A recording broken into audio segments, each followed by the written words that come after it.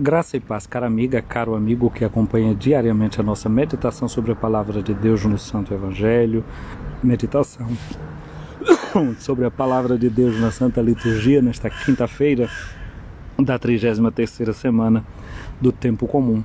É a nossa preparação para celebrarmos a festa no próximo domingo de Cristo Rei, e a liturgia vai nos colocando dentro desse espírito.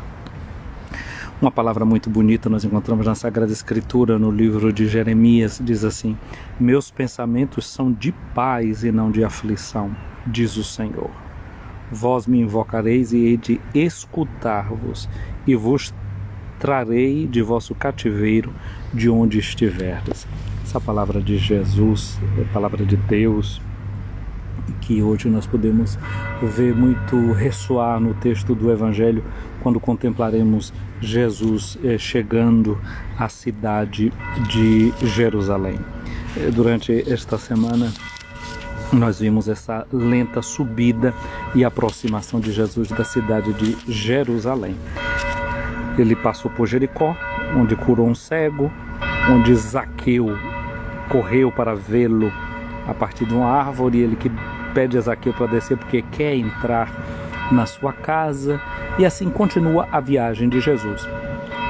Há alguns versículos que não são narrados aqui nesta leitura desses dias. Hoje nós passamos já por versículos de 41 a 44 do capítulo 19 do Evangelho de Mateus ou de Lucas, quando no dia de ontem nós encerramos a leitura no versículo 28. Portanto, do versículo 29 em diante, nós saltamos e passamos a ler a partir do versículo 41. Por quê? Porque este texto, que corresponde a esses versículos, nós já o lemos este ano, durante a Semana Santa, no Domingo de Ramos, porque é o texto que fala da entrada de Jesus em Jerusalém.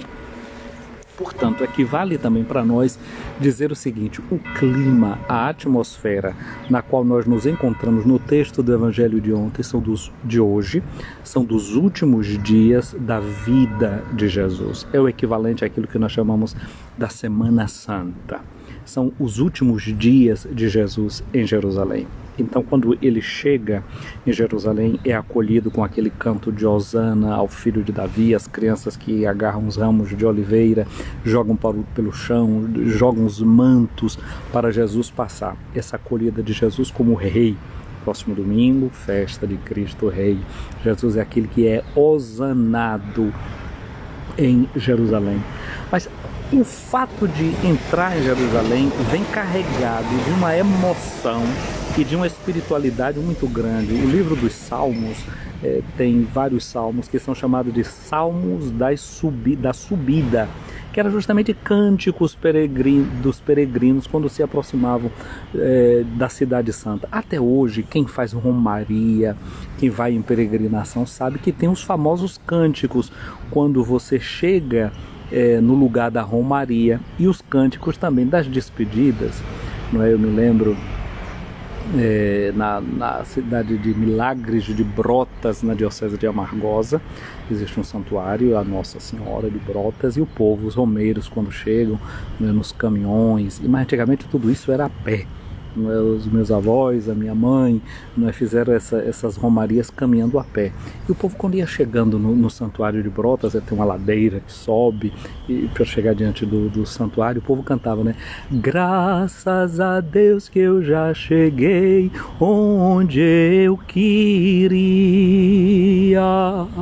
Nossa Senhora de Brotas, aceitai a romaria. Nossa Senhora de Brotas, aceitai a romaria.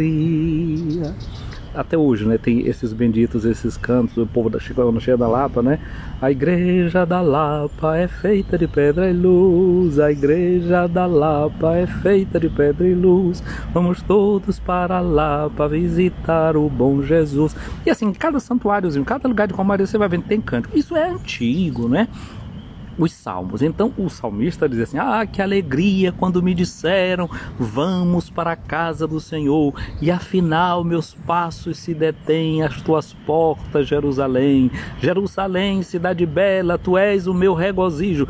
E aí continua, eles vão cantando toda essa alegria de chegar e ver a cidade de Jerusalém. Agora você imagina, vindo de Jericó, vão fazendo toda essa subida, chega num momento, chegam num ponto alto, tem o Vale do Cedron, o vale, uma baixada, não é, onde corre esse riacho, e depois você pode ver a cidade lá.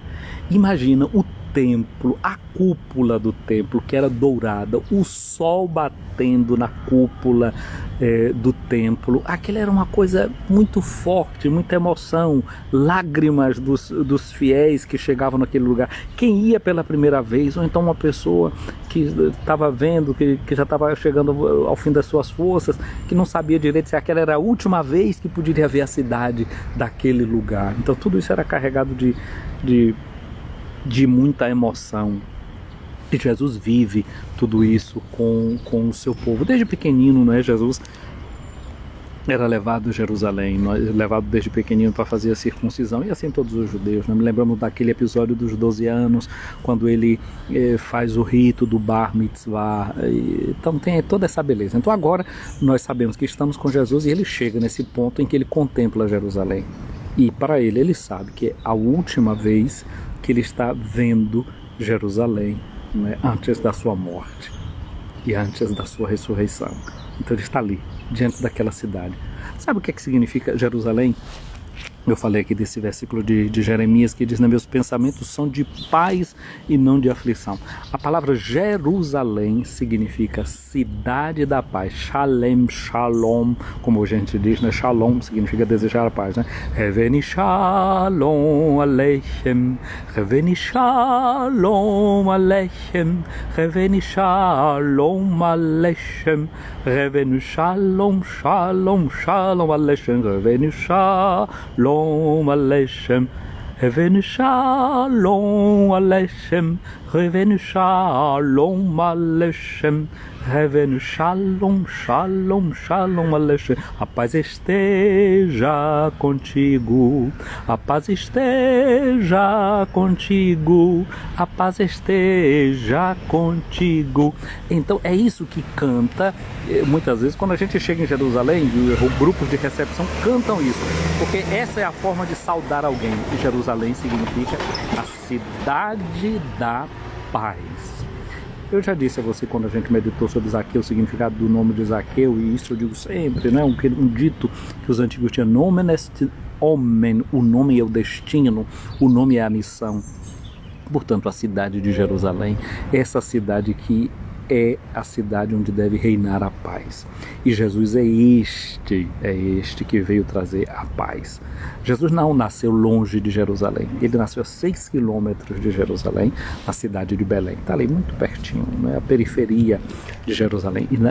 E na noite que Jesus nasce em Belém, os anjos cantam: glória a Deus nas alturas e paz na terra aos homens amados por Deus. Jesus vem como esse que traz a paz. Embora ele tenha dito assim: eu não vim trazer a paz, vim trazer a espada. Eu já disse para vocês que essa é uma fina ironia, porque estava reinando no mundo a chamada paz romana, que era aquela paz que queria se fazer por força das armas, aquela paz que queria ser garantida por meio da guerra. E a guerra nunca pode trazer paz. Gente, quando existe desarmonia, quando existe guerra, é tudo tão ruim. Mas se a gente está em pé de guerra com alguém, se a gente está enraivado com alguém, se a gente não está bem, se a gente não está em paz, até aquelas pessoas com as quais a gente ama, elas pagam o preço da nossa raiva, na verdade. Às vezes você não queria dizer uma palavra carregada, teve qualquer problema lá no trabalho, aí você chega em casa, parece que você desconta no marido, desconta no filho, desconta na filha, diz palavra que você não queria dizer. Por quê? Porque você não está bem, porque você está em desarmonia. Então, quando falta a paz, tudo vira uma completa desarmonia. Jesus, portanto, está chegando a essa cidade que é Jerusalém, que é chamada a ser cidade de paz, que é chamada a ser cidade de harmonia. A paz só é possível quando existe a tranquilidade da ordem, quando a ordem fica estabelecida, quando não existe o desequilíbrio, quando a gente coloca todas as coisas de acordo com aquilo que é o plano, o sonho de Deus, que cada coisa corresponde à sua própria vocação, à finalidade para a qual ela existe. Quando existe essa harmonia, então nós estamos na paz. Muito bem, estamos aí nos aproximando da cidade de Jerusalém. Jesus está chegando, foi acolhido, é a última semana dele em Jerusalém. E quando ele está nesse ponto alto, não é, que embaixo está o Vale do Cedron, ele viu a cidade de Jerusalém. Ele olha para Jerusalém, ele olha e vê. Porque tem vezes que você pode olhar para uma coisa, mas não vê. Você olha para ali e não está vendo. Você olha ali, eu estou olhando, mas não estou vendo. Jesus é esse que tem um olhar que é penetrante, é um olhar de raio-x. Jesus olha e vê. E é importante o que ele vê. É importante o que ele vê, porque ele tem o olhar puro. Bem-aventurados os puros de coração, porque verão a Deus. Então, como o olhar de Jesus é esse olhar do homem puro, ele é o verdadeiro inocente. Nós dizemos que Zaqueu significa puro, inocente. Jesus é o verdadeiro puro, é o verdadeiro inocente. Ele olha e enxerga. E ele enxerga sobretudo aquilo que é o plano de Deus, aquilo que é a vontade de Deus, aquilo que Deus quer. E por outro lado ele enxerga aquilo que o homem também deseja e como o homem faz resistência ao querer de Deus. Quando Jesus olha para Jerusalém, ele desaba em um choro. Ele começa a chorar. Sim, Jesus é alguém que chora. E chora porque tem sentimentos muito profundos. O apóstolo Paulo nos diz para termos os mesmos sentimentos de Cristo Jesus. Por que é que Jesus chora? Ele viu a cidade. A palavra cidade em grego se diz polis. O ser humano, dizia um filósofo, Aristóteles, é um ser, um animal feito para a cidade. É um animal político. Político é um adjetivo que vem de cidade. É um animal urbano. É um animal, não é, que tem uma alma de cidade. Então aqui agora o olhar de Jesus é um olhar sobre a cidade, mas não é sobre a cidade no aspecto da sua paisagem, não é no aspecto da sua estrutura. Jesus não está enxergando somente os monumentos de Jerusalém. O olhar de Jesus é um olhar penetrante, é um olhar que é de radiografia. Lembra do Pequeno Príncipe, que o essencial é invisível aos olhos? Jesus está justamente olhando para aquilo que é o essencial, para aquilo que é fundamental para esse ser humano, que é ser político, que é ser de relação. Como é que andam as relações nossas com os outros? Jesus estava olhando para Jerusalém. E quais eram as suas relações? Ele sente o pulsar daquela cidade, o coração daquela cidade, o que é que se passa naquela cidade. E ele começa a chorar. E as lágrimas de Jesus vão ser explicadas pelas suas palavras. Ele disse: se tu também compreendesses hoje o que pode te trazer a paz. Eu disse que Jerusalém significa cidade da paz. Está ali ele, que é aquele que pode trazer a paz. Ele é o único que pode dar paz para os seres humanos.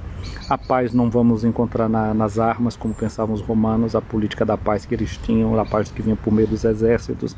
A paz a gente não vai encontrar pelo dinheiro que a gente tem na conta da gente. A paz ninguém vai encontrar porque tem a casa toda cheia de alarmes, porque tem segurança, porque tem guarita no lugar em que você mora, não. A gente não vai ter paz assim só porque a gente virou uma ilha onde tudo está seguro aparentemente à nossa volta, porque não existem as relações. O homem é um animal político, é um animal de relações. Se as relações não estiverem bem em todas as direções, se tiver desequilíbrio, não pode ter paz.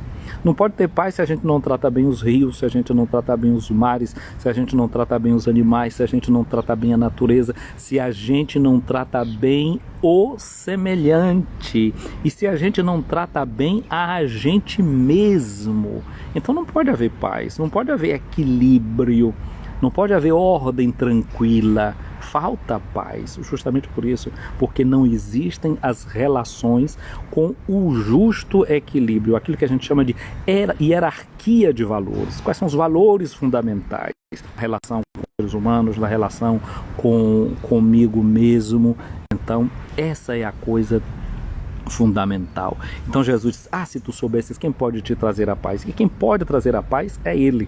A carta aos Efésios vai dizer que Ele derrubou o muro da separação, criou a harmonia entre as pessoas, derrubou a inimizade. Jesus é esse que nos ensina, inclusive, a olhar para aqueles que são os nossos inimigos e pede a nós para que nós os amemos. Não é? Jesus pediu que nós nos amássemos e não que nós nos amassemos.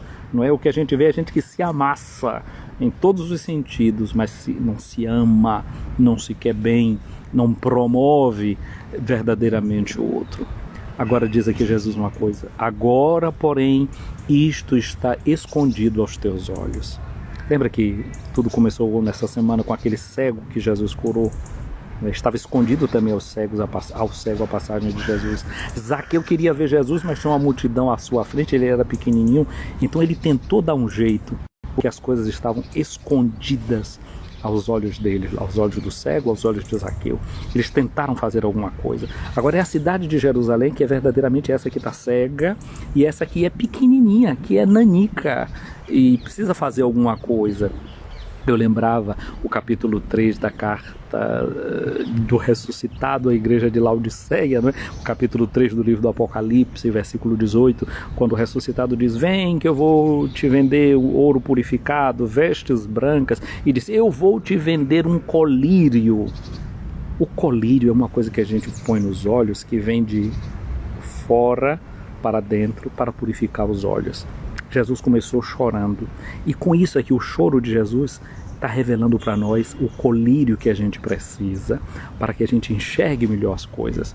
Os santos padres, eles costumavam dizer que a gente deveria pedir a Deus o chamado dom das lágrimas, o dom de chorar. Jesus diz: bem-aventurados aqueles que choram, porque serão consolados. Porque só um olho que é capaz de chorar vê melhor, porque os olhos são purificados, não porque é jogado um colírio dentro dos olhos, mas porque o olho é renovado, é purificado de dentro para fora. E eles, os padres, diziam então que o que era que estava acontecendo quando uma pessoa chorava por arrependimento, essas coisas. Ele dizia que estava sendo dado o coração líquido, um coração líquido. Tem gente que tem problema do coração ficar esclerosado, né? A Bíblia chama a esclerocardia, o endurecimento, às vezes que vão virando pedra, não é? E tem gente que precisa tomar de vez em quando uma coisinha para afinar o sangue, não é? Ácido acetilsalicílico que as pessoas vão tomando, AS, não é? Para o sangue afinar, para poder correr. Pois bem, Deus diz uma coisa para nós no Salmo 95, versículo 8: hoje não endureçais o vosso coração, mas escutai a voz do Senhor.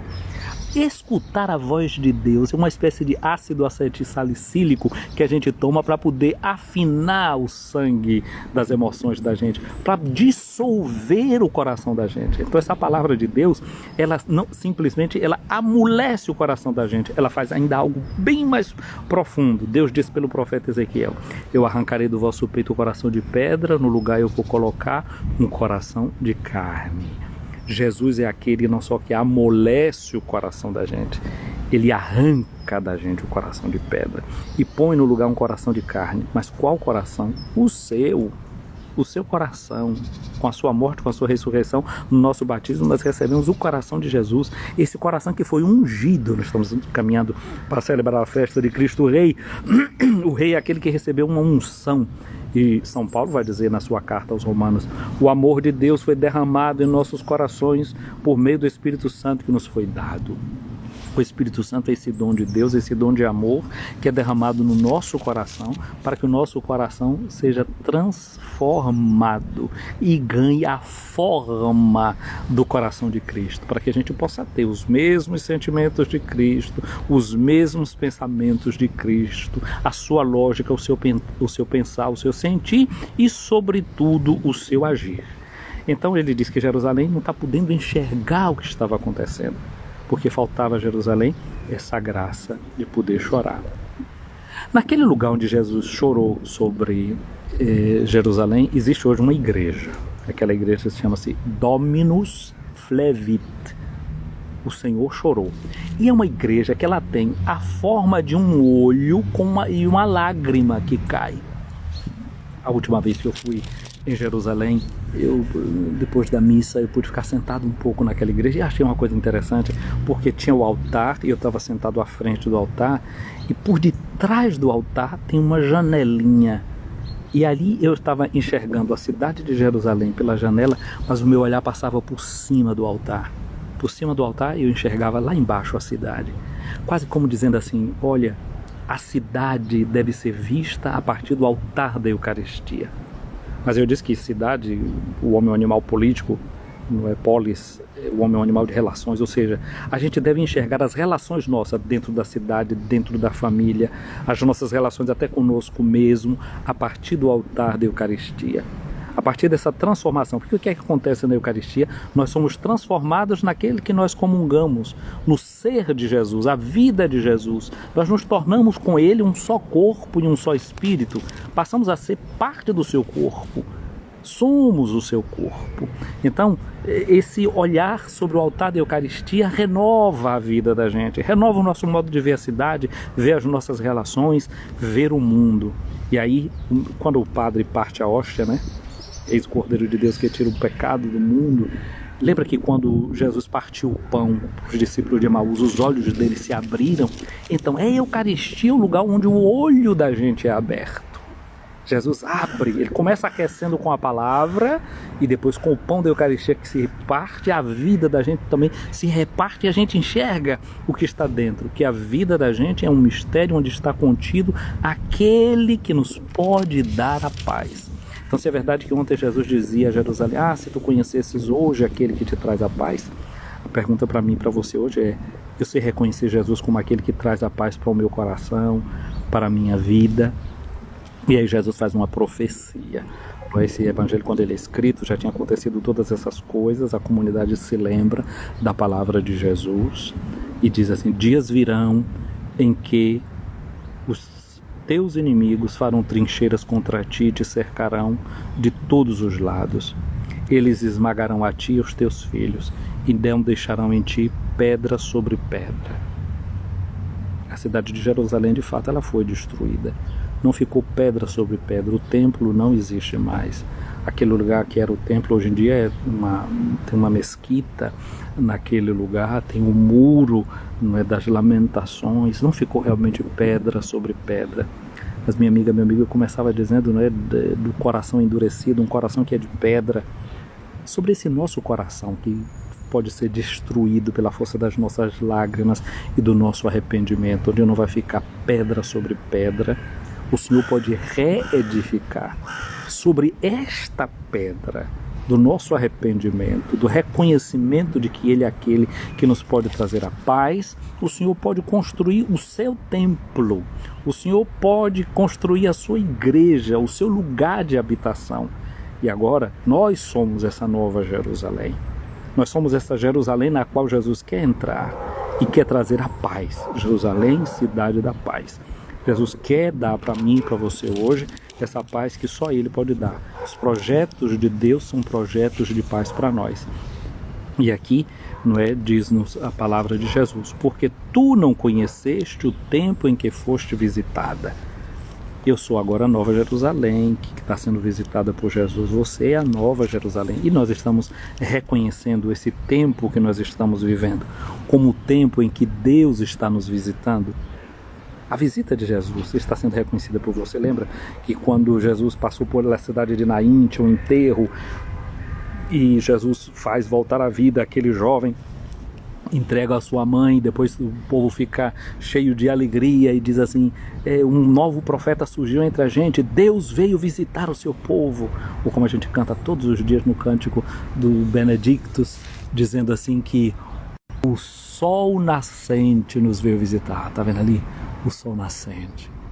Ele está vindo nos visitar. Ele é uma imagem de Jesus mesmo, que vem e visita o seu povo. Essa luz que vem de Deus para iluminar, como diz no cântico do Benedictus, os que estavam sentados na beira da sombra da morte.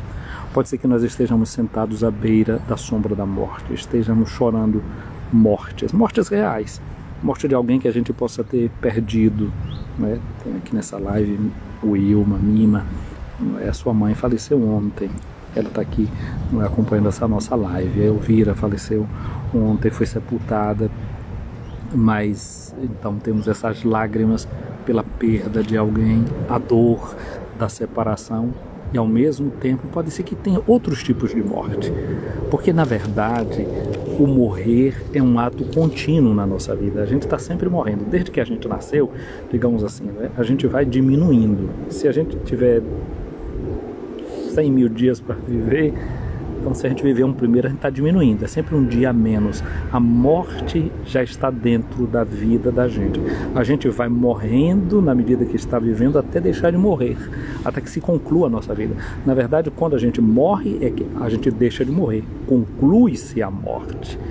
Chega ao fim do processo de morrer enquanto a gente viveu. Mas existem outras mortes, né? Mortes de decepção, pode ser que a gente esteja chorando, não é? Morte de desilusão, morte de algum sofrimento, de alguma doença, que são limites físicos, são coisas que vão limitando a vida da gente, são formas de morte que a gente pode estar chorando. Mas nessas nossas mortes vem sempre alguém que nos visita, e é Jesus, com a força da sua ressurreição, para dizer que a força da sua morte comunica a vida ao nosso viver e ao nosso morrer, porque a partir de agora o nosso viver e o nosso morrer é em Cristo. Os antigos falavam, não é, da ars moriendi, da arte de morrer. Mas a arte de morrer é sobretudo uma outra arte, que é ars deo vivendi, a arte de viver para Deus. Na medida que a gente aprende a viver para Deus, como diz São Paulo, para Ele nós vivemos e para Ele nós morremos. Na medida em que a gente aprende a viver para Deus, até o processo da morte vai ser uma conclusão de um estilo de vida. E muitas vezes quando alguém morre, a gente diz assim, olha, mas tinha tanta tranquilidade na sua face, parecia que realmente estava dormindo, parecia que estava descansando, e é justamente tudo isso. Se uma vida é vivida para Deus, o seu desfecho, mesmo que doloroso, conduz a um processo de paz. Então, minha amiga, meu amigo, nos conduzindo para celebrar a festa de Cristo, Rei do Universo, permitamos que Ele reine nas nossas relações, permitamos que Ele nos traga a sua paz, não é? Essa paz que ninguém pode arrancar de nós, como diz São Paulo, não é? Na sua carta aos Coríntios, quem nos separará do amor de Cristo?